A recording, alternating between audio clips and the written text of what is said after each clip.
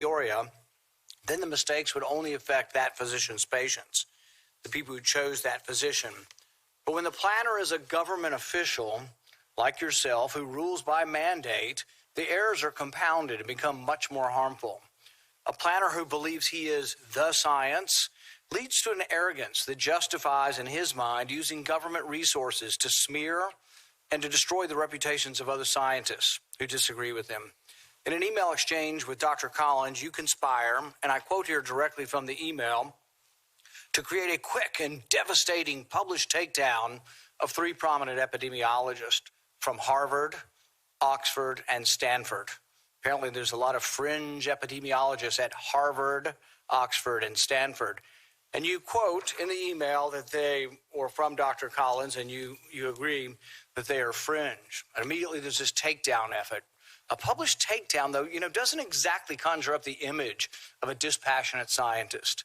Instead of engaging them on the merits, you and Dr. Collins sought to smear them as fringe and take them down. And not in journals, in lay press. This is not only antithetical to the scientific method, it's the epitome of cheap politics, and it's reprehensible, Dr. Fauci.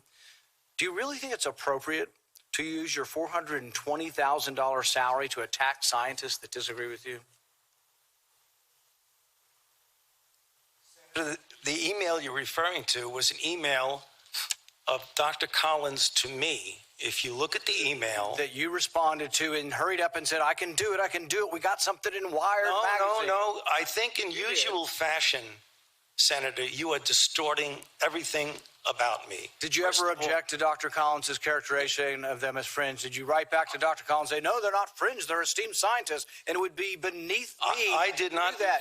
You responded to him that you would do it, and you immediately got an article in Wired, and you sent it back to him and said, hey, look, I've got him. I nailed him in Wired of all scientific publications. That's not what went on. There you go again. That was just do the same thing every hearing. That was your response. And this wasn't the only time. So your desire to take down people... You're absolutely incorrect. As usual, Senator, you are incorrect almost everything you said. Well, no, you deny, but the emails tell the truth of this. No. This wasn't the only time. Your desire to take down those who disagree with you didn't stop with Harvard, Oxford, and Stanford. You conspired with Peter Daszak, who you communicated with privately, and other members of the scientific community that wrote opinion pieces for Nature. 5 of them signed a paper for Nature, an opinion piece. 17 signed a paper that called it conspiracy theory, the idea that the virus could have originated in the lab. Do you think words like conspiracy theory should be in a scientific paper? Senator, I never used that word when I was referring to it. You're distorting virtually everything. Did you communicate with the 5 scientists who wrote the opinion piece in Nature where they were describing, there's no way this could have come from the lab? That was not me. Did you talk with any of those scientists privately? You keep distorting the truth. It is stunning how you do that. Did you talk to any of the scientists privately who wrote the opinion? You did. Well, what were they telling you privately?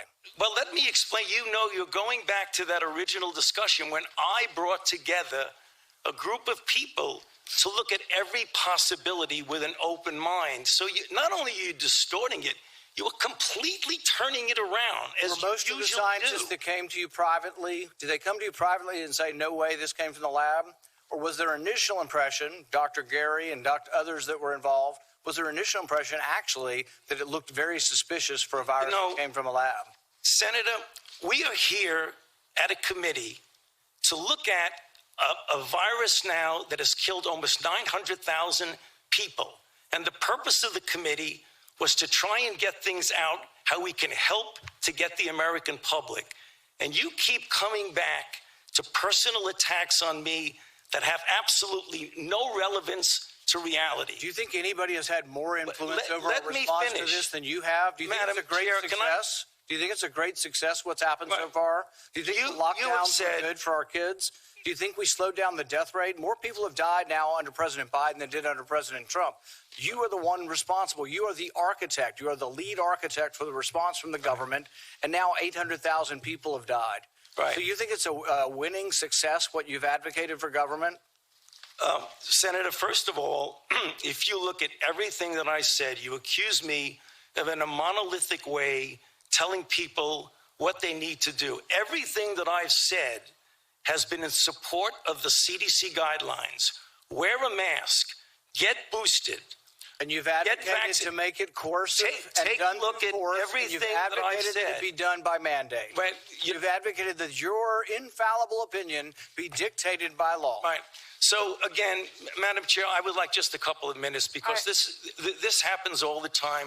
You personally attack me, and with absolutely not a shred of evidence of anything you say. So I would like to make something clear to the committee.